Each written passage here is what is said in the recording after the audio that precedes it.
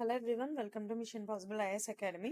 ముందుగా ఎవరైనా APSC group 2 కనుక ప్రిపేర్ అవుతున్నట్లయితే కనుక లేదా ప్రిపేర్ అవ్వాలి అనుకున్నట్లయితే కనుక మన మిషన్ పాసిబుల్ ఐఏఎస్ అకాడమీ యాప్లో గ్రూప్ 2 కోసం అని చెప్పేసి మన దగ్గర మెంటార్షిప్ ప్రోగ్రామ్ అయితే రన్ అవుతుంది. ఈ మెంటార్షిప్తో పాటు మన క్లాసులను కూడా అందించడం జరుగుతుంది. ఈ మెంటార్షిప్లో ఏంటి అంటే మెంటార్షిప్ అంటే మీకు కంప్లీట్ గైడెన్స్ ఇవ్వడం, దాంతోపాటు మీకు పీడిఎఫ్ మెటీరియల్స్ ఇవ్వడం, అంటే అన్ని రకాల స్టాండర్డ్ రిసోర్స్ బుక్స్ నుంచి కంపైల్ చేసి హై క్వాలిటీ మెటీరియల్ని మీకు అందించడం జరుగుతుంది. దాంతోపాటుగా మీకు వీక్లీ షెడ్యూల్స్ ఇచ్చి ఆ వారంలో ఏమేమి చదవాలో, ఏ రోజు ఏం చదవాలో చెప్తూ ప్రతిరోజు కూడా ఎవ్రీ డే డైలీ టెస్ట్లను కూడా కండక్ట్ చేయడం జరుగుతుందన్నమాట. సో ఇది మనకి program English medium and Telugu medium రెండిట్లో ఉంటుంది. అండ్ మెటీరియల్ కూడా మీకు పీడిఎఫ్ డౌన్లోడబుల్ పీడిఎఫ్ ఉంటుందన్నమాట. ప్రింట్ ఆప్షన్ ఉంటుంది కాబట్టి మీరు ఎనీ టైం డౌన్లోడ్ చేసుకోవచ్చు. సో ఇది మాత్రమే కాకుండా ఈ టెస్టులు మీకు ఒక్కసారి మీరు జాయిన్ అయితే ఏపీఎస్సి ఎగ్జామ్ పెట్టే వరకు, ఏపీఎస్సి ప్రిలిమ్స్ మెయిన్స్ నోటిఫికేషన్ ఇచ్చే ఎగ్జామ్ పెట్టే వరకు కూడా, అంటే అది 1 year పట్టచ్చు, 2 years పట్టచ్చు, లేదా 6 monthsలోనే రావచ్చు. ఎప్పుడు ఎగ్జామ్ పెట్టినా కానీ అప్పటి వరకు కూడా మీరు వన్స్ జాయిన్ అయితే టిల్ ద ఒరిజినల్ ఎగ్జామ్ ఇది మీకు వ్యాలిడ్ ఉంటుందన్నమాట. అంటే మీకు ఇది యాక్సెస్ ఏదో ఒకసారి తీసుకుంటే 3 నెలల వ్యాలిడిటీ, 6 నెలల వ్యాలిడిటీ, లేదా 20 టెస్ట్లు ఇవ్వడం, 30 టెస్ట్లు ఇవ్వడం ఇలా కాకుండా మీరు జాయిన్ అయిన రోజు నుంచి ఏపీఎస్సి నోటిఫికేషన్ ఇచ్చి మెయిన్స్ కండక్ట్ చేసే వరకు కూడా మీకు దీనిలో యాక్సెస్ అనేది ఉంటుంది. ప్రతిరోజు కూడా మీకు టెస్టులు పెట్టడం అండ్ మీకు పర్సనల్గా గైడెన్స్ ఇవ్వడం లాంటివి ఉంటాయి అన్నమాట. ఎవరైనా ప్రిపేర్ అవ్వాలనుకున్నట్లయితే కనుక స్క్రీన్ మీద ఇచ్చినటువంటి ఈ నెంబర్ ఉంది కదా, ఈ నెంబర్కి కాంటాక్ట్ చేయండి. అండ్ మన మిషన్ పాసిబుల్ ఐఏఎస్ అకాడమీ యాప్ని ప్లే స్టోర్ నుంచి డౌన్లోడ్ చేసుకోండి. యాపిల్ స్టోర్ వాళ్ళు అయితే కనుక, అంటే యాపిల్ ఫోన్ యూజ్ చేసే వాళ్ళైతే కనుక క్లాస్ ప్లస్ అనే యాప్ని డౌన్లోడ్ చేసుకుని ఆర్గనైజేషన్ కోడ్ వచ్చి ITSZD ఈ కోడ్ని కనుక కొట్టినట్లయితే మన మిషన్ పాసిబుల్ యాప్ అనేది మీకు యాక్సెస్ వస్తుంది అనమాట. ఇప్పుడు మనం డిస్కస్ చేసుకోబోయే టాపిక్ వచ్చి earth in our solar system material, మన సౌర కుటుంబంలో భూమి. క్లాసెస్ అన్నీ కూడా మనకి జోగ్రఫీకి సంబంధించి బైలింగ్ వల్లనే ఉంటాయి. అంటే తెలుగు మీడియంలో ఇక్కడ మీకు పీడిఎఫ్ కనిపిస్తున్నా కూడా ప్రతిదాన్ని ఇంగ్లీష్లో కూడా చెప్పడం జరుగుతుంది అనమాట. సో ప్రతి టర్మ్ని కూడా ఇంగ్లీష్లో కూడా ట్రాన్స్లేట్ చేస్తాం కాబట్టి దీన్ని బైలింగ్వల్ క్లాస్గా మీరు కన్సిడర్ చేయొచ్చు. సో ఇంగ్లీష్ మీడియం వాళ్ళు మెటీరియల్ తెలుగులో ఉంది కదా అని చెప్పి తెలుగు మీడియం క్లాస్ అని చెప్పి వరి అవ్వాల్సిన పని లేదు. మనకి సౌర కుటుంబం గురించి మొత్తం కూడా గ్రూప్ 1 ఇంకా సివిల్ సర్వీసెస్లో మొత్తం ఉంటుంది. మొత్తం విశ్వం గురించిన టాపిక్ అంతా ఉంటుంది అనమాట. యూనివర్స్ నుంచి స్టార్ట్ అవుతుంది ఫస్ట్ చాప్టర్. కానీ ఇక్కడ మనకి పర్టికులర్గా గ్రూప్ 2లో earth in our solar system అని చెప్పి ఇచ్చారు. సో కాబట్టి మనం మన భూమికి సంబంధించి ఖగోళికమైనటువంటి విషయాలు ఏవైతే ఉన్నాయో ఆ విషయాలు డిస్కస్ చేసుకుంటాం. ఎర్త్ ఇది ఒక గ్రహం, లివింగ్ ప్లానెట్, జీవగ్రహం, జీవులు ఉండేటువంటి ప్లానెట్. అలాగే జలయుత గ్రహం, వాటర్ ప్లానెట్. అండ్ అలాగే దీన్ని నీలి గ్రహం, వాటర్ ఎక్కువగా ఉండడం చేత నీలి గ్రహము, బ్లూ ప్లానెట్ అని కూడా అంటారు. అందుకే మీరు ఎప్పుడన్నా గ్లోబ్ని చూడండి, ఎక్కువ శాతం బ్లూ కలరే ఉంటుంది. బ్లూ ఇండికేట్స్ వాటర్ అన్నమాట. And the age of the earth is approximately 4.5 billion years. భూమి యొక్క వయసు 4.5 బిలియన్ సంవత్సరాలు. అండ్ భూగోళ సగటు ఉష్ణోగ్రతలు, యావరేజ్ టెంపరేచర్స్ భూమి మీద 14.5 సెల్సియస్గా ఉంటాయి అన్నమాట. అండ్ దీని యొక్క డైమెన్షన్స్ విషయానికి వస్తే, పరిమాణాల విషయానికి వస్తే, భూమధ్య రేఖ వద్ద భూమి చుట్టుకొలత, అంటే the circumference at the equator. Equator అంటే భూమిని ఏదైతే రెండు సమభాగాలుగా విభజిస్తూ వెళ్తున్నటువంటి ఊహాజనితమైనటువంటి, నిజంగా ఉండదు భూమధ్య రేఖ ఏమీని, మనం జస్ట్ దాన్ని 2 సమభాగాలుగా విభజిస్తే కనుక ఈ మధ్యలో కరెక్ట్గా 2 భాగాలుగా చేస్తున్నటువంటి భాగాన్ని భూమధ్య రేఖ అంటారనమాట. సో ఈ భూమధ్య రేఖ దగ్గర భూమి యొక్క చుట్టుకొలత సర్కంఫరెన్స్ ఎంత ఉంటుందంటే ఈక్వేటర్ దగ్గర 40,066 kilometers. ఇదే మైల్స్లో చెప్తే కనుక 24,897 miles ఉంటుందన్నమాట. అదే పోల్స్ దగ్గర, అంటే ధ్రువాల దగ్గర, అంటే పైకి వెళ్ళే కొలది ఇది చూసుకున్నట్లయితే కనుక ఇది గ్లోబ్గా మనం కన్సిడర్ చేస్తే కనుక భూమి ఇలా టిల్ట్ అయి ఉంటుంది. ఇది జనరల్గా నిలువుగా గీస్తే, కానీ కొంచెం మనకి యాక్సెస్ అనేది ఇలా టిల్ట్ అయి ఉంటుంది. అందుకే గ్లోబ్ని కనుక మీరు చూసినట్లయితే దాని ఫోటోలో ఒక పక్కకి వాలి ఉంటది గ్లోబ్. నిజంగా కూడా భూమి అలా పక్కకి వాలి టిల్ట్ అయి ఉంటుందన్నమాట. సో, ఈ టిల్ట్ అయి ఉండే ఈ పై భాగము, ఈ కింద భాగం ఏవైతే ఉన్నాయో వీటిని పైన ఉన్నదాన్ని ఉత్తర ధ్రువమని, కింద ఉన్నదాన్ని దక్షిణ ధ్రువమని అంటారన్నమాట. అంటే north pole and south pole. So, ఈ పోల్స్ దగ్గర మాత్రం చుట్టుకొలత సర్కంఫరెన్స్ ఎంతుంటుంది అంటే 39,992 కిలోమీటర్లు. అంటే ఆల్మోస్ట్ మనకి భూమధ్య రేఖ దగ్గర 40,000 కిలోమీటర్లు ఉంది. ఇది కూడా 39,992 అంటే అది కూడా 40 కిలోమీటర్లకు దగ్గరగానే ఉంది. పెద్ద ఎక్కువ డిఫరెన్స్ ఏమీ లేదు. ఇది గమనించాలి. కేవలం కొన్ని మైళ్ళ డిఫరెన్సే ఉంది. అంటే చెప్పాలంటే 24,814 మైల్స్‌లో అయితే. అంటే ఇంచుమించు 897, 814 వీటి మధ్య దాదాపుగా ఒక 80 మైళ్ళ డిఫరెన్స్ మాత్రమే ఉందన్నమాట మనకి. అండ్ భూమధ్య రేఖ వద్ద వ్యాసార్థం ఈక్వేటర్ దగ్గర వ్యాసం అంటే డయామీటర్ వచ్చేటప్పటికి ఈక్వేటర్ దగ్గర 12,756 కిలోమీటర్లుగా ఉంది. మైల్స్‌లో అయితే 7,926 మైల్స్‌గా ఉంది. అదే మనకి పోల్స్ దగ్గరికి వచ్చేటప్పటికి ధృవాల దగ్గరికి వచ్చేటప్పటికి 12,714 కిలోమీటర్లు అండ్ మైల్స్‌లో చెప్తే దాన్ని 7,900 మైల్స్. సో, ఇది కూడా జస్ట్ 26 మైల్స్ డిఫరెన్స్ అంతే ఈక్వేటర్‌కి అండ్ పోల్స్‌కి మధ్యలో. ఏది డయామీటర్.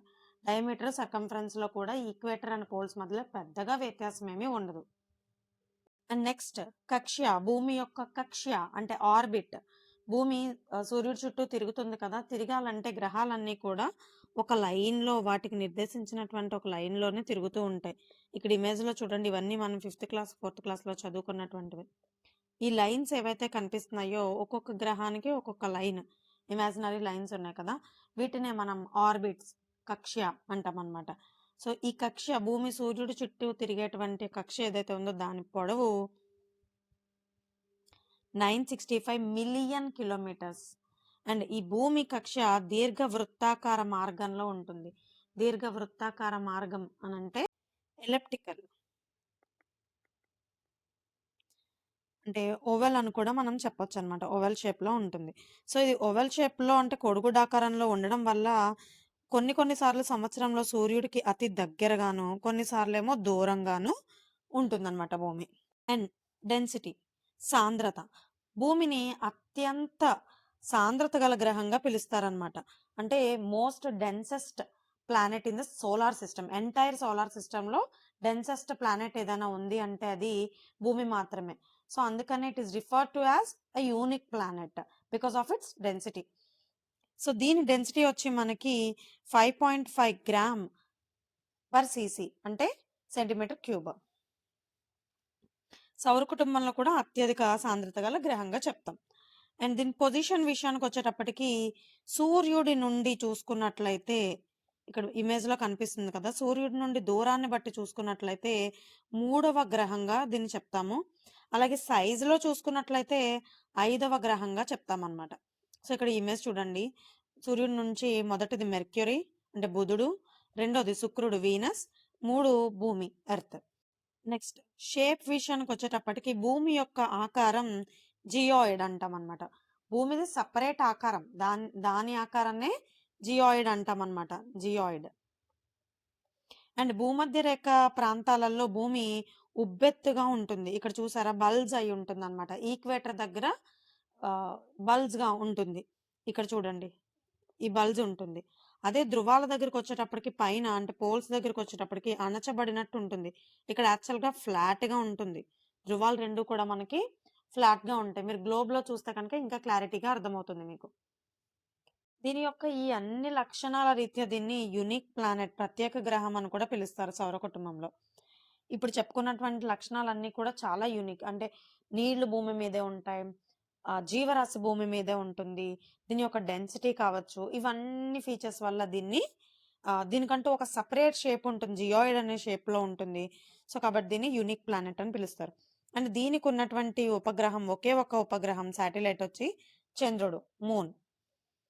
సో, అయితే భూమికి, సూర్యుడికి మధ్య దూరాన్ని గురించి 2 విధానాలుగా తెలుసుకోవచ్చనమాట. అంటే ఓవరాల్‌గా ఇయర్ మొత్తంలో కూడా ఒకేలాగా ఇంచుమించుగా తిరిగినప్పటికీ, నేనిందాక చెప్పాను కదా! ఇది ఉన్నటువంటి స్పెసిఫిక్ ఆ షేప్ వల్ల, జియోయిడ్ షేప్ వల్ల, ఓవెల్ షేప్, ఎలిప్టికల్ షేప్ వల్ల సంవత్సరంలో కొన్ని కొన్ని రోజులేమో సూర్యుడికి దగ్గరగా ఉన్నట్టుంటుంది. కొన్ని కొన్ని రోజులు బాగా దూరంగా ఉన్నట్టుంటుంది. అలా సంవత్సరంలో సూర్యుడికి బాగా దగ్గరగా ఉన్నటువంటిది. అంటే రెండిటి మధ్య దూరం కనిష్టంగా దూరం ఉన్నటువంటి రోజుని పెరిహేలియన్ అంటారు. పరిహేళి లేదా రవినీచ అని అంటారనమాట. So, perihelion refers to the minimum distance between the earth and the sun. It happens on January 3. Every year కూడా భూమి తన కక్షా మార్గంలో సూర్యుడికి దగ్గరగా వచ్చే ఆ పెరిహేలియన్ రోజు జనవరి 3 తారీఖనమాట. ఈ స్థితిలో ఏంటంటే భూమికి, సూర్యుడికి మధ్య గల కనిష్ట దూరం ఎంతుంటుంది అంటే the distance between the earth and the sun is approximately 147 million kilometres. And during this period the average temperature on the earth are relatively higher. Temperatures చాలా హైగా ఉంటాయి ఈ మంత్‌లో. లేదా ఈ పీరియడ్‌లో పెరిహేలియన్ పీరియడ్‌కి దగ్గరగా ఉన్నప్పుడు టెంపరేచర్స్ ఎక్కువగా ఉంటాయి. బికాస్ సన్‌కి దగ్గరగా ఉంటే ఖచ్చితంగా మరి హీట్ అనేటువంటిది, రేడియేషన్ అనేటువంటిది ఎక్కువగా గ్రాస్ప్ చేసుకుంటది కాబట్టి భూమి ఎక్కువగా ఉంటుందన్నమాట. అండ్ రెండోది ఎపిహేలియన్ లేదా అపహేళి. తెలుగులో అపహేలి అంటారు. ఇంగ్లీష్‌లో ఎపిహేలియన్ లేదా రవి ఉచ్చ అని అంటారనమాట. రవి ఉచ్చ స్థితి. సో, ఇది సూర్యుడికి, భూమికి మధ్యన ఉన్నటువంటి మాక్సిమం డిస్టెన్స్, గరిష్ట దూరాన్ని గురించి తెలియజేస్తుందనమాట. సో, ఇది ఏ రోజు ఏర్పడుతుంది అంటే the earth reaches this position in it's orbit on 4th July. So, earth తన ఆర్బిట్ మీద ఈ పొజిషన్‌కి ఎప్పుడొస్తుందంటే అపహేలియన్ పొజిషన్‌కి జూలై 4థ్ వస్తుందన్నమాట. జనవరి 3, జూలై 4 ఈ 2 డేట్లు గుర్తుపెట్టుకోండి.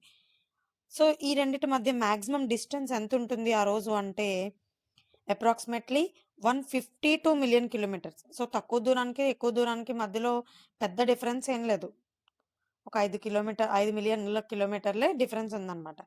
కానీ 147 అనేటువంటిది కనిష్ట దూరం. 152 అనేటువంటిది గరిష్ట దూరం. కాబట్టి ఈ రెండిటికి ఇన్ బిట్వీన్‌గా ఉండేటువంటిదే మోస్ట్‌లీ ఆ ప్లేస్‌లోనే ఎక్కువగా భూమికి, సూర్యుడికి మధ్యన ఉన్నటువంటి దూరం అనేటువంటిది ఉంటుంది. సో, ఈ రోజు ఏంటంటే దూరంగా ఉండడం వల్ల సూర్యుడికి కొంచెం ఈ నెలలో తక్కువ ఉష్ణోగ్రతలు నమోదవుతాయన్నమాట. అండ్ మరి ఈ భూమి యొక్క ఆవిర్భావ సిద్ధాంతాల గురించి చూసుకున్నట్లయితే, భూమి ఎలా పుట్టింది అనేటువంటి క్వెషన్ రైజ్ అయినప్పుడు, అనేక మంది ఖగోళ శాస్త్రవేత్తలు అనేక రకాల సిద్ధాంతాలని, వాళ్ళ థియరీస్‌ని చెప్పారనమాట. అందులో కొన్ని ఇంపార్టెంట్ ముఖ్యమైనటువంటి సిద్ధాంతాలను మనం ఇక్కడ డిస్కస్ చేసుకుందాం. ఈ సిద్ధాంతంలో మేజర్‌గా మనకి 2 టైప్స్‌గా క్లాసిఫై చేశారనమాట. ఈ origin of the earth theories can be broadly classified into 2 types. ఎందుకంటే ఒక్కొక్కరు చిన్న, పెద్ద తేడాలతో చాలా సిద్ధాంతాలున్నాయి. సో, వాటిని కేటగరైజ్ చేసి ఒక 2 మెయిన్ కేటగరీస్ కింద తీసుకొచ్చారు. So, the first scientist to explain the origin of the earth was Georges de Buffon. ఈయన భూమి ఆవిర్భావం గురించి మొట్టమొదటగా సిద్ధాంతాన్ని చెప్పింది జార్జ్ డి బఫన్. ఈ థియరీస్‌లో ఒక వర్గం ఏంటి అంటే ఆకస్మిక సిద్ధాంతాలు. అంటే కాటాస్ట్రోఫిక్ థియరీస్. ఈ కాటాస్ట్రోఫిక్ థియరీస్ ఆ పేరులోనే మీకుంది. ఆకస్మిక సిద్ధాంతాలు అనే పేరులోనే. ఏంటి సడెన్‌గా ఆల్ ఆఫ్ సడెన్ ఒక దాని నుంచి పర్టిక్యులర్‌గా క్రమక్రమంగా ఏర్పడింది కాకుండా సడెన్‌గా ఏర్పడింది అనేటువంటి అర్థం వచ్చేదన్నమాట. సో, భూ ఆవిర్భావాన్ని గురించి వివరించే అతి ప్రాచీన సిద్ధాంతాలు ఈ కాటాస్ట్రోఫిక్ థియరీస్ అనమాట. సో, వీటిలో ఏంటి మెయిన్‌గా వీళ్ళు చెప్పేది సూర్యుడిలో నుంచి కొంత వాయు పదార్థం ఆకస్మికంగా విసిరివేయబడ్డం వల్ల లేదా 2 ఏదన్నా కాస్మిక్ మ్యాటర్స్ ఏవైనా ఉంటే ఆ 2 ఒకదానితో ఒకటి ఢీకొట్టుకోవడం వల్ల భూమి ఏర్పడి ఉండొచ్చు అనేటువంటివి చెప్తున్నాయన్నమాట. సో, అంటే that was formed due to the sudden ejection of the gaseous matter from the sun or due to the collision between the 2 cosmic bodies or 2 cosmic matters అని ఈ సిద్ధాంతాలు చెప్తున్నాయి. సో, ఇందులో ముఖ్యమైనటువంటి catastrophic theories, main important catastrophic theories ఏంటి అంటే, ఒకటి టైడల్ hypothesis. టైడల్ hypothesis. ఈ టైడల్ హైపోథెసిస్ని ప్రపోజ్ చేసింది ఎవరు? తరంగ పరికల్పన సిద్ధాంతం అనమాట. ట్రైడల్ కాదు, ఇది టైడల్ అనమాట. తరంగ పరికల్పన సిద్ధాంతం. దీన్ని ప్రపోజ్ చేసింది ఎవరు అంటే జీన్స్ అండ్ జక్రీస్. జీన్స్ పేరు గుర్తుపెట్టేసుకోండి. అండ్ ఈ సిద్ధాంతంలో ఏముంది అంటే it explains that material was pulled out from the sun due to tidal forces caused by a passing star. ఒక నక్షత్రం వేగవంతంగా అది వెళ్తూ ఉన్నటువంటి ఒక నక్షత్రం దాని యొక్క ఫోర్స్ వల్ల, దాని యొక్క ఈ ప్రెషర్ వల్ల టైడల్ ఫోర్సెస్ ఏవైతే ఉన్నాయో వాటికి కారణమవుతుందన్నమాట. పాసింగ్ స్టార్, టైడల్ ఆటుపోట్లు అంటాం కదా, అలాంటి వాటికి కారణమవుతుంది. సో వీటి యొక్క ఫోర్స్ కారణంగా ఈ సూర్యుడిలోంచి కొంత మెటీరియల్ లాగబడింది. ఆ లాగబడినటువంటి మెటీరియల్తోనే ఈ భూమి అనేటువంటి ఒక గ్రహం, చిన్న గ్రహం ఒకటి ఏర్పడింది అని చెప్తుందన్నమాట. దీన్ని టైడల్ హైపోథెసిస్ థియరీ, తరంగ పరికల్పన సిద్ధాంతం అని అంటారు. అండ్ రెండోది ద్వినక్షత్ర సిద్ధాంతం అంటే బైనరీ స్టార్ థియరీ. దీన్ని ప్రపోజ్ చేసింది లిటిల్ అండ్ రసల్. మూడో సిద్ధాంతం ఉల్కాపాత సిద్ధాంతం అంటే మెటరైట్ హైపోథెసిస్. మెటరైట్స్ తెలుసు కదా, ఉల్కల పైనుంచి పడుతూ ఉంటాయి కదా. సో దీన్ని ప్రతిపాదించిన శాస్త్రవేత్తలు ఆస్ట్రోమన్ అండ్ స్కిమిడ్. అండ్ ఫోర్త్ థియరీ వచ్చి ప్లానాథెసిమల్ థియరీ. సో దీన్ని గ్రహకాల పరికల్పన సిద్ధాంతం అంటారు. దీన్ని ప్రతిపాదించినటువంటి వాళ్ళు చాంబర్లిన్ అండ్ మౌల్టన్. వీటి గురించి డీటెయిల్స్ అవసరం లేదు, ఇవి సివిల్ సర్వీసెస్ వాళ్ళకి మాత్రమే అవసరము. గ్రూప్ 2 వాళ్ళకి ఈ సిద్ధాంతాలు లోతుగా మాత్రం వెళ్ళి అడగరు అనమాట. ఓన్లీ సిద్ధాంతం ఏంటి, ఏ కేటగిరీకి చెందింది అంటే కెటాస్ట్రోఫిక్గా ఏంటి, ఎవల్యూషనరీ థియరీ, ఇలా ఉంటుందన్నమాట. సో దాంట్లో ఎవరు ప్రపోజ్ చేశారు ఏంటి ఇంతవరకే అడుగుతారు మిమ్మల్ని. అంటే ప్లానటెస్టిమల్ థియరీ అనమాట. నెక్స్ట్ 5th వన్ వచ్చేసి సూపర్నోవా సిద్ధాంతం. ఈ సూపర్నోవా థియరీని ప్రపోజ్ చేసింది హోయల్. అండ్ రెండో టైప్ మనకి వచ్చేసి పరిణామక్రమ సిద్ధాంతాలు, ఎవల్యూషనరీ థియరీస్. ఈ సిద్ధాంతాల ప్రకారం ఏంటంటే గ్రహాల ఆవిర్భావం అనేది చాలా నెమ్మదిగా, క్రమయుతంగా ఒక దశ నుంచి మరొక దశకు జరుగుతూ వచ్చింది. లైక్ హ్యూమన్స్నే తీసుకోండి, ఫస్ట్ పుట్టినప్పటి పరిస్థితుల నుంచి చనిపోయేటప్పటికి ఎలా అయితే స్టేజెస్ వారీగా ఎవల్యూషన్ అనేటువంటిది జరుగుతూ ఉంటుందో, కంటిన్యూస్ ప్రాసెస్గా జరుగుతూ ఉంటుందో, ఆ రకంగానే జరుగుతూ వచ్చింది. ఒక రోజుకి అప్పటికప్పుడు ఏదో ఫోర్స్ వల్ల జరిగింది కాదు అని చెప్పేసి ఈ సిద్ధాంతాలు చెప్తున్నాయి అనమాట. సో దీంట్లో కొన్ని ఎక్కువ నానుడిలో ఉన్నటువంటి సిద్ధాంతాలు ఏంటంటే నెబులార్ హైపోథెసిస్, నిహారిక పరికల్పన సిద్ధాంతం అంటారు. నెబులర్స్ అంటే నిహారికలు అనమాట. దీన్ని ప్రతిపాదించిన శాస్త్రవేత్త లాప్లాస్. సెకండ్ వన్ వాయు పరికల్పన సిద్ధాంతం అంటే gaseous hypothesis.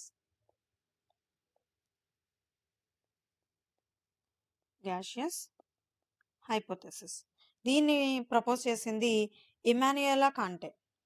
And third one వచ్చేసి ఫోటో ప్లానెట్ సిద్ధాంతం. దీన్ని ఫోటో ప్లానెట్ హైపోథెసిస్ అని అంటాం, లేదా ఫోటో ప్లానెట్ థియరీ అని అంటాం. ఈ థియరీని ప్రపోజ్ చేసింది కూపియర్ బెల్ట్ మీరు వినుంటారు కదా, సో కూపియర్ అనమాట. అండ్ ఫోర్త్ వన్ వచ్చి విద్యుదయస్కాంత తరంగ సిద్ధాంతం, ఎలక్ట్రోమాగ్నెటిక్ వేవ్ థియరీ.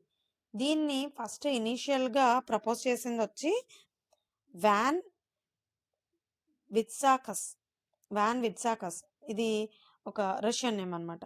అండ్ తర్వాత దీన్ని సపోర్ట్ చేస్తూ దీన్ని ఇంకా డెవలప్ చేసి థియరీని చెప్పినటువంటి ఆయన ఆల్ఫ్ వ్యాన్.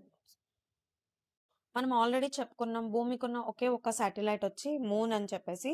సో ఈ మూన్ గురించి ఏంటి అని చూసుకున్నట్లయితే కనుక చంద్రుడు భూమికి గల ఒకే ఒక ఉపగ్రహం.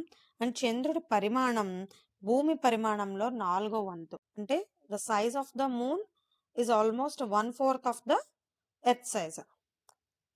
సో చంద్రుడి గురుత్వ బలం వచ్చేసి భూమి గురుత్వ బలంలో 6వ వంతు, 1/6. అంటే గ్రావిటేషనల్ ఫోర్స్, చంద్రుడి యొక్క గ్రావిటేషనల్ ఫోర్స్ ఎర్త్ యొక్క గ్రావిటీలో 1/6 ఉంటుందన్నమాట. అందుకే చంద్రుడిలో వాతావరణం లేదు. సో గ్రావిటేషనల్ ఫోర్స్ ఇవన్నీ లేవు కాబట్టి అక్కడ వాతావరణం అనేటువంటిది లేదనమాట. చంద్రుడిలో న్యూట్రల్గా ఉంటుంది అక్కడ. చంద్రుని ద్రవ్యరాశి అంటే మనకి mass of the moon. So, mass of the moon వచ్చేసి భూమి యొక్క మొత్తం మాస్‌లో 1/81 1/81th of the earth's mass అన్నమాట. ఇక భ్రమణం మరియు పరిభ్రమణం, rotation and revolution of the moon వచ్చేసి మనకి చూసుకుంటే, చంద్రుడు భూగోళంలాగే తన చుట్టూ తాను భ్రమణం చేస్తాడు. తన చుట్టూ తాను రొటేషన్ చేస్తాడు. అండ్ ఎర్త్ చుట్టూ రెవల్యూషన్ కూడా చేస్తాడు. సో, చంద్రుడి భ్రమణ కాలం ఈజ్ ఈక్వల్ టు పరిభ్రమణ కాలం. అయితే ఎర్త్‌కి రెవల్యూషన్ టైము, రొటేషన్ టైము ఒకలా ఉండదు. రొటేషన్ టైము 24 అవర్స్ ఉంటే, రెవల్యూషన్ టైము 365 డేస్ ఉంది. 366 డేస్. బట్ చంద్రుడికి మాత్రం భ్రమణ కాలము, పరిభ్రమణ కాలము ఒకటే అన్నమాట. ఒకేలా ఉంటాయి. అందువల్ల చంద్రుని ఒక అర్ధ భాగం మాత్రమే భూమికి ఎప్పుడూ కనపడుతుంది. మరొక అర్ధ భాగం మనకు కనిపించదు. అందుకే మనం ఎర్త్‌కి మూన్‌కి ఒక సైడే మనకు కనిపిస్తుంది. రెండో సైడ్ మనకి కనిపించదన్నమాట. మరి ఎలా తెలుస్తుంది ఈ రొటేషన్ అండ్ రెవల్యూషనరీ పీరియడ్స్‌ని మనం ఎలా కౌంట్ చేస్తాము అని అంటే కనుక, దానికి చాంద్ర నక్షత్ర మాసం సెడిరియల్ మంత్ అంటామన్నమాట. సెడిరియల్ మంత్. సో, ఈ సెడిరియల్ మంత్‌లో ఏంటి అంటే based on the fixed stars దీన్ని మనం కాలిక్యులేట్ చేస్తాం. ఇదేంటి, the moon completes 1 revolution around the earth in 27 1/3 27 and 1/3 డేస్‌లో ఈ స్థిర నక్షత్రాల సాపేక్షత ద్వారా చంద్రుడు భూమిని 27/1/3 రోజుల్లో తిరిగి చుట్టి వస్తాడు అనేటువంటిది మనకు అర్థమవుతుందన్నమాట. రెండోదొచ్చి సైనోడిక్ మంత్. సైనోడిక్ మంత్‌లో ఏంటి అంటే ఇది బేస్డ్ ఆన్ ద సన్. సైడిరియల్ మంత్‌లోనేమో మనకి బేస్డ్ ఆన్ ద స్టార్స్ యొక్క మూవ్‌మెంట్‌ని బట్టి మనం కాలిక్యులేట్ చేస్తాం. మనకి 27 నక్షత్రాలు ఉంటాయి. అశ్విని, భరణి, కృతిక, రోహిణి ఇవి ఉన్నాయి కదా! అదే ఆ నక్షత్రాలే.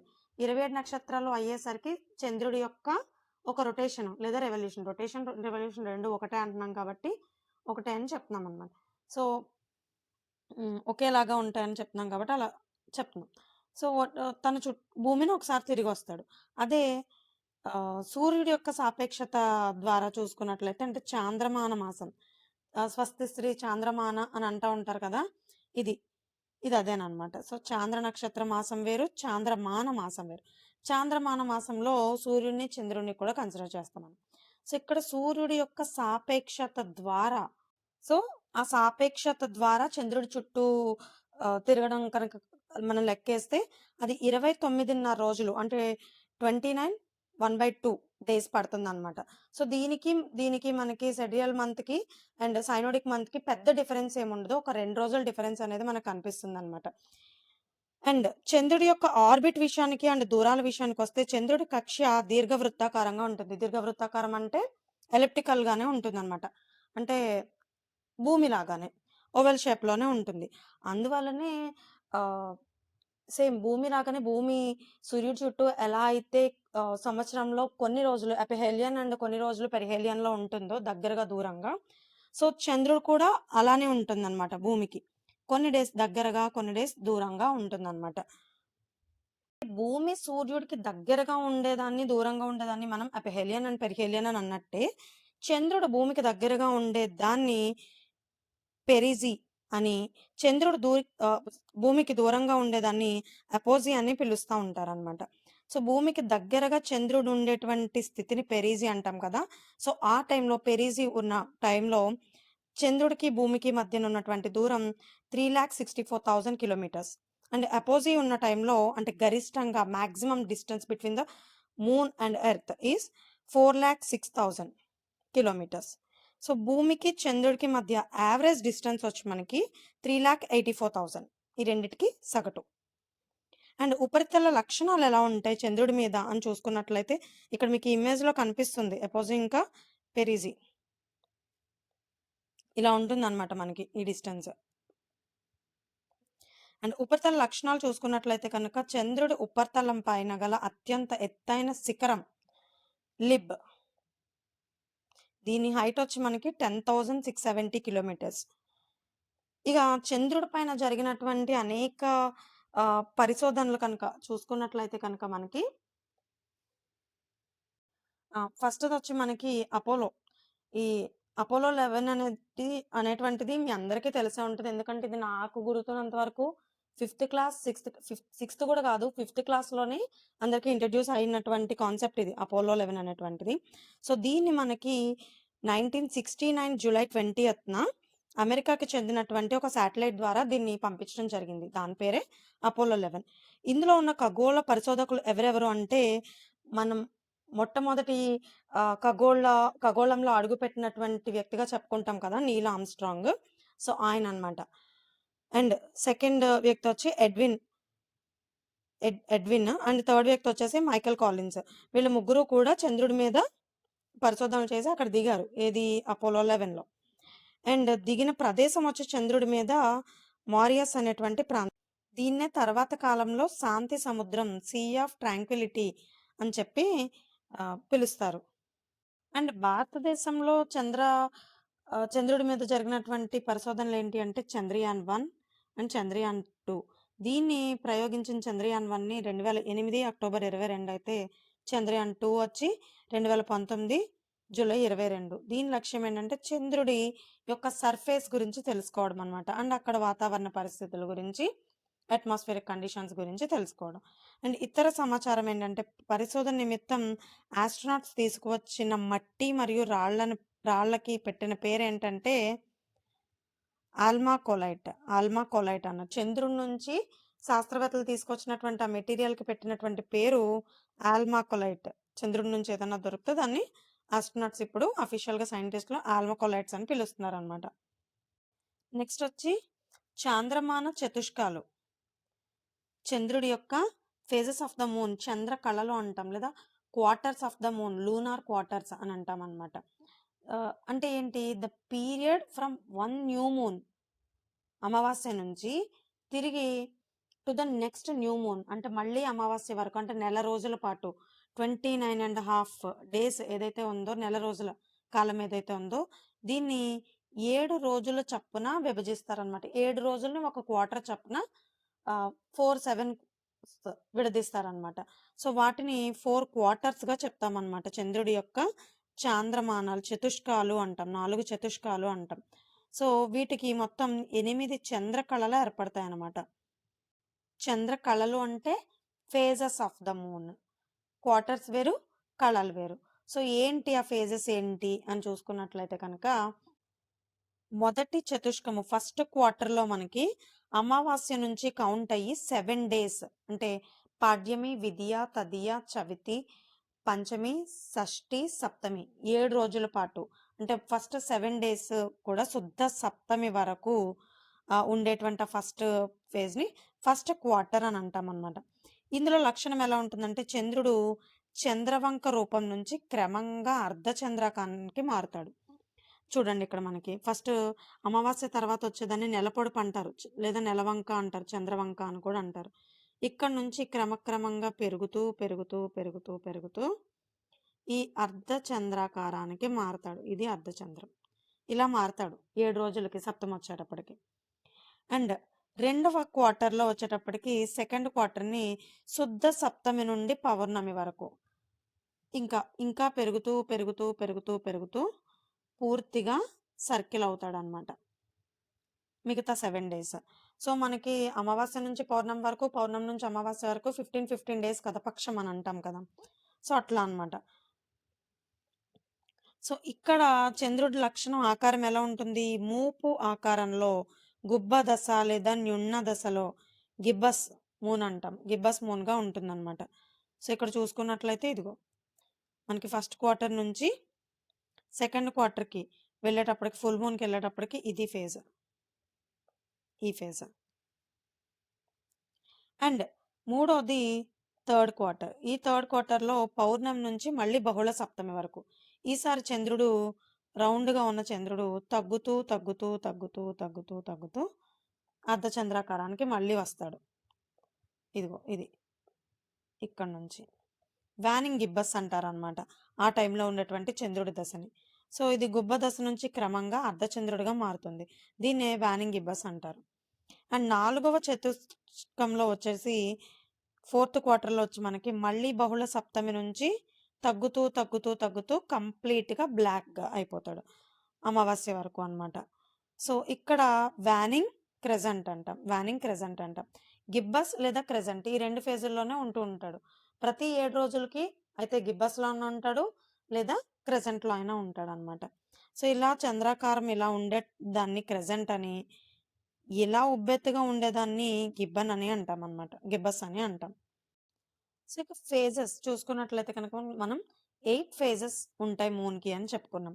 వాటిలో శుక్లపక్ష చంద్రుడు అంటే అమావాస్య తర్వాత నుంచి, అమావాస్య అయిపోయినప్పటి నుంచి టువర్డ్స్ ఫుల్ మూన్ డే ఈ మధ్యలో ఉన్నటువంటి ఆ 15 డేస్‌ని కూడా 2 క్వార్టర్స్‌ని కూడా 15 డేస్ పక్షాన్ని కూడా మనం శుక్లపక్షం అంటాం. సో, ఆ శుక్లపక్ష చంద్రుడిని వాక్సింగ్ మూన్ అంటామనమాట. సో, ఇది అమావాస్య నుంచి పౌర్ణమి వరకు ఉంటుంది. సో, ఇక్కడ ఏమవుతుందంటే చంద్రకళలు పెరుగుతూ ఉండే దశ. రోజు రోజుకి, రోజు రోజుకి పెరుగుతూ ఉంటాడు చంద్రుడు. ఇక్కడ నుంచి ఇలా, ఇలా, ఇలా, ఇలా మొత్తం పెరుగుతూ ఫుల్ మూన్ డే ఏర్పడతాడు. రోజు రోజుకి అతని బ్రైట్‌నెస్ పెరుగుతూ ఉంటుంది. సో, అందుకని వాక్సింగ్ మూన్ అంటామనమాట. అమావాస్య తర్వాత 10వ రోజున కనిపిస్తుంది మనకి. ఈ ఎక్కువగా మనకి చంద్రకళ అన్నటువంటిది 10వ రోజున అమావాస్య తర్వాత కనిపిస్తుందనమాట. అండ్ నెక్స్ట్‌ది వానింగ్ మూన్ కృష్ణపక్ష చంద్రుడు. ఇక్కడేంటంటే పౌర్ణమి నుంచి మళ్ళీ అమావాస్య వరకు తగ్గుతూ, తగ్గుతూ, తగ్గుతూ, తగ్గుతూ వస్తాడు. చివరికి నల్లగా అయిపోతాడు అమావాస్యకి. సో, చంద్ర కళలు క్షీణించే దశని అమావాస్య తర్వాత 17వ రోజు కనిపిస్తుంది ఇదెక్కువ మనకి. ఇక్కడ బ్రైట్‌నెస్ మాత్రమే కాదు, size also గ్రాడ్యుయల్లీ decreases day by day. So, the moon గ్రాడ్యుయల్లీ decreases it brightness and size day by day. That is called waning moon. If the moon's brightness and size gradually increases, that is called waxing moon అన్నమాట. శుక్లపక్ష అని అంటాం. And కొన్ని ప్రత్యేక స్థితులు ఉంటాయన్నమాట. వాటిని ప్రత్యేక పేర్లతో పిలుస్తూ ఉంటారు. భూమికి చంద్రుడు ఏ డైరెక్షన్‌లో ఉన్నాడు అనే దాన్ని బట్టి వీటికి పేర్లు ఉంటాయన్నమాట. ఫస్ట్‌ది సిగిజి, సిజిగి. సో, సిజిగిలో ఏంటంటే చంద్రుడు భూమికి ఈస్ట్ సైడ్‌ని గాని, వెస్ట్ సైడ్‌ని గాని ఈ రెండిట్లో ఏదో ఒక సైడ్ ఉంటాడు.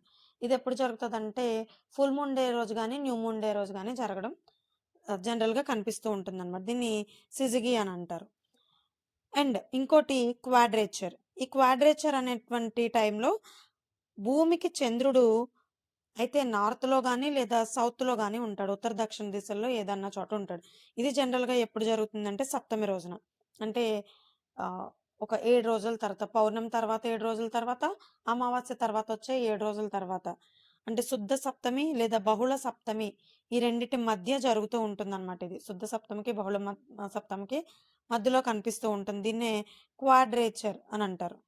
ఇది భూమికి సంబంధించినంత వరకు. అయితే మరి భూమితో పాటు మిగతా విషయాలను కూడా మనం కొన్ని కొన్ని సార్లు భూమి మీద చూస్తూ ఉంటామనమాట. భూమి మీద అవి పడడం అవి చూస్తూ ఉంటాం. అవే ఆస్ట్రాయిడ్స్ లేదా వీటిని లఘు గ్రహాలు లేదా గ్రహ శకలాలు అని అంటాం. గ్రహాల నుంచి పడే ముక్కలు అన్నట్టుగా అంటామనమాట. దీన్నే ప్లానెటాయిడ్స్ అని కూడా అంటారు. మైనర్ ప్లానెట్స్ లేదా ప్లానెటాయిడ్స్ అంటారు. లేదా ఆస్టెరాయిడ్స్ అంటారు.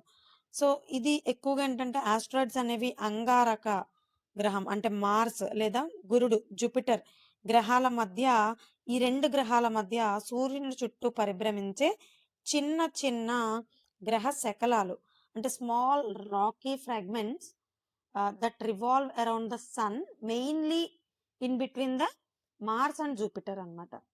సో, ఇప్పటి వరకు మనకు కనుగొన్నటువంటి లార్జెస్ట్ ఆస్ట్రాయిడ్ వచ్చేసి సిరస్. ఇప్పటి వరకు మన శాస్త్రవేత్తలు కనుగొన్న largest asteroid is సిరస్ which is now classified as dwarf planet. ఈ మధ్యనే దాన్ని మరగుజ్జు గ్రహంగా కూడా గుర్తించారనమాట. దాన్ని వాటి జాబితాలో చేర్చారు, మరగుజ్జు గ్రహాల జాబితాలో. అండ్ అతి చిన్న ఆస్ట్రాయిడ్ ఇప్పటి వరకు గుర్తించింది హెర్బ్స్. పెద్ద ఆస్ట్రాయిడ్ ఏమో సైరస్, చిన్న ఆస్ట్రాయిడ్ ఏమో హెర్బ్స్. అండ్ ఇవి కాకుండా కొన్ని కామెట్స్ ఉంటాయి, తోకచుక్కలు అంటాం వాటిని. Comets are the celestial bodies composed of solid gases, dust, metallic particles, and space debris, which revolve around the sun in highly elliptical orbits అన్నమాట. సో, అంటే ఏంటి? సూర్యుడి చుట్టూ దీర్ఘ వృత్తాకార కక్షలో ఎప్పుడూ పరిభ్రమిస్తూ ఉంటాయి. ఏవి? గ్రహాలు కాకుండా, ఆస్ట్రాయిడ్స్ కాకుండా కొన్ని రకాల పదార్థాలు. ఏమేం పదార్థాలు అంటే, ఘన స్థితిలో ఉన్న వాయువులు. అంటే సాలిడ్ గ్యాసెస్ లేదా దుమ్ము, డస్ట్, ధూళి. అదే దుమ్ము, ధూళి, డస్ట్ అండ్ లోహ కణాలు. మెటాలిక్ పార్టికల్స్ కూడా ఉంటాయి. చిన్న చిన్న పార్టికల్స్. అవి కూడా సూర్యుడి చుట్టూ ఉన్నటువంటి గ్రావిటేషన్ ఫోర్స్ వల్ల అవి చుట్టూ రివాల్వ్ అవుతూ ఉంటాయి. అండ్ ఖగోళ స్వరూపాలు కొన్ని ఉంటాయి. కొన్ని స్పేస్ డెబ్రిస్ లాంటివి ఉంటాయన్నమాట. ఇవన్నీ కూడా ఒక ఎలక్ట్రికల్ ఆర్బిట్స్‌లో గ్రహాలు ఏ విధంగా అయితే తిరుగుతున్నాయో అదే విధంగా సూర్యుడి చుట్టూ తిరుగుతూ ఉంటాయన్నమాట. వాటిని తోకచుక్కలు అంటాం. ఈ కామెట్ హాస్ 3 మెయిన్ పార్ట్స్. మళ్ళీ కామెట్‌లో ఒక్కో దాంట్లో 3 మెయిన్ పార్ట్స్ ఉంటాయి. ఏంటవి? ప్రతి కామెట్‌కి మధ్యలో న్యూక్లియస్ ఉంటుంది. కేంద్రకం ఉంటుందన్నమాట. అండ్ తల లేదా కోమ హెడ్ ఉంటుంది. ఓకే. మీరు చూసుకున్నట్లయితే ఇలా ఉంటాయి. కామెట్స్ తోకచుక్కలు అంటాం. తోకలా ఉంటదన్నమాట. అండ్ టెయిల్ పార్ట్ ఉంటుంది. తోక పార్ట్ ఉంటుంది. తల భాగం ఏదైతే ఉందో దీన్ని కోమ లేదా హెడ్ అంటాం. ఇంక మధ్యలో ఉండే పార్ట్‌ని న్యూక్లియస్ అంటాము. అండ్ చివర ఉండేటువంటి టెయిల్‌లా ఉంటుంది. ముఖ్యమైన తోకచుక్క ఇప్పటివరకు మనం కనుక్కున్న వాటిలో హేలీ, హేలీ కామెట్. ఇది ప్రతి 76 సంవత్సరాలకి ఒకసారి భూమిని సమీపిస్తుంది. భూమి మీద కనిపిస్తాయన్నమాట తోకచుక్క మనకి. ఇదిగో ఇక్కడ కనిపిస్తున్నాయే ఇవే తోకచుక్కలంటే. చాలామంది ముఖ్యంగా ఏషియన్ కంట్రీస్‌లో ఈ తోకచుక్కలు పడేటప్పుడు ఏదన్నా కోరుకుంటే ఆ కోరిక నెరవేరుతది అని చెప్పి ఒక విష్‌ని కోరుకుంటూ ఉంటారన్నమాట తోకచుక్కలు పడేటప్పుడు. 1986లో ఇది భూమిని సమీపించింది రీసెంట్‌గా మనకి. అండ్ తోకచుక్కల్ని మంచు గోళాలు, స్నో బాల్స్ అని కూడా పిలుస్తారు. ఎందుకంటే అవి తెల్లగా మెరుస్తూ పడతాయి. నక్షత్రాలే జారి పడుతున్నట్టుగా పడతాయన్నమాట. అండ్ ఉల్కలు. నెక్స్ట్ మెటియర్స్. చాలామంది కామెట్స్‌కి, మెటియర్స్‌కి కన్‌ఫ్యూజ్ అవుతూ ఉంటారనమాట. కొన్ని సందర్భాల్లో తోకచుక్కలు తమ కక్ష్యను వీడి భూ వాతావరణంలోకి ప్రవేశిస్తాయి. ఇదే తోకచుక్కలు కక్ష్యలో ఉండకుండా, సూర్యుడి చుట్టూ తిరగకుండా కక్ష్యను వదిలేసి భూ వాతావరణంలోకి ప్రవేశిస్తా ఉంటాయి. సో, భూ వాతావరణంలో ఘర్షణ బలాల కారణంగా ప్రకాశవంతంగా మండుతాయి. మీరెప్పుడన్నా క్లియర్ స్కైని ముఖ్యంగా వేసవి కాలాల్లో డాబాల మీద పడుకునే అలవాట్లుంటే కనుక మీరు గమనిస్తే ఖచ్చితంగా ఆ నైట్ మొత్తంలో ఏదో ఒక తోక చుక్కన్నా మీకు కనిపిస్తా ఉంటదనమాట. ఒక ఉల్కైనా. వాటిని మెటీరియల్స్ అని అంటాం మనం. సో, అయితే ప్రకాశవంతంగా పడుతూ ఉంటాయి కిందకి. అయితే ఏంటంటే అవి కిందకి పడిన తర్వాత మనకి ఒక రాక్ లాగా బలంగా ఒక సాలిడ్ మెటీరియల్ లాగా ఫార్మ్ అయిపోతా ఉంటాయన్నమాట. వీటినే మనం షూటింగ్ స్టార్స్ అని పిలుస్తాం. దీన్ని అతిథి నక్షత్రాలు అని కూడా పిలుస్తారు. అంటే ఇవి చూడ్డానికి స్టార్స్ లాగానే కనిపిస్తా ఉంటాయి మనకి. నెక్స్ట్ వచ్చి ఉల్కాపాతాలు అన్నమాట. ఇవి భూమిని చేరే పెద్ద పరిమాణం గల ఉల్కా భాగాలు. ఇవి ఎలా ఉంటాయంటే ఇప్పుడు నేను చెప్పాను కదా మీకు మెటీరియల్స్ ఎలా పడతాయో. సో, అవి పడిన తర్వాత పెద్ద పెద్ద బండరాళ్ళ లాంటివి సముద్రాలలో గానీ, లేదా ఎడారి ప్రాంతాల్లో గానీ జనరల్‌గా కనిపిస్తా ఉంటాయన్నమాట. చాలా పెద్ద పెద్ద హోల్స్‌తో. సో, ఇవి భూమి మీద పడిపోయిన తర్వాత ఆహ్, అవి ఏవైతే అలవాటు పడ్డ వాతావరణంలో ఉన్నాయో అక్కడ మండుతూ, మండుతూ ఉంటాయి కదా! వాటి లక్షణం అది కదా! సో, భూమి మీద పడేసరికి ఆ మంటంతా చల్లారి లైక్ ఫర్ ఎగ్జాంపుల్ చెప్పాలంటే అగ్నిపర్వతంలో లావా ఎలాగైతే లోపల మాగ్మా ఉడికి, ఉడికి, ఉడికి లావా బయటికి పొంగి వచ్చిన తర్వాత మనకది అది అలా డిపాజిట్ అయిపోయి రాక్ లాగా మెటామార్ఫిక్ ఇగ్నిషియస్ రాక్స్ లాగా మనకు ఫార్మ్ అవుతాయి కదా! సో, ఆ ఇగ్నిషియస్ రాక్స్ ఎలాగైతే ఫార్మ్ అవుతున్నాయో సేమ్ ఇవి కూడా మెటెరాయిడ్స్ కూడా అలాగే ఫార్మ్ అవుతాయన్నమాట. సో, వీటిలో ఏ మూలకాలు ఉంటాయి మరి అలా ఫార్మ్ అవ్వడానికి అంటే ఇనుము, నికెల్ లాంటివి ఉంటాయన్నమాట. ఐరన్ అండ్ నికెల్ ఉంటాయి. అండ్ సెకండ్ వచ్చేసి మనకి మెటీరియాలిక్ మ్యాటర్. సో, ఈ మ్యాటర్ ఏంటి? ఉల్కా ధూళి అన్నమాట. భూమిని చిన్న పరిమాణంలో పెద్దగా ఉంటేనేమో మెటీరాయిడ్స్ అంటాం.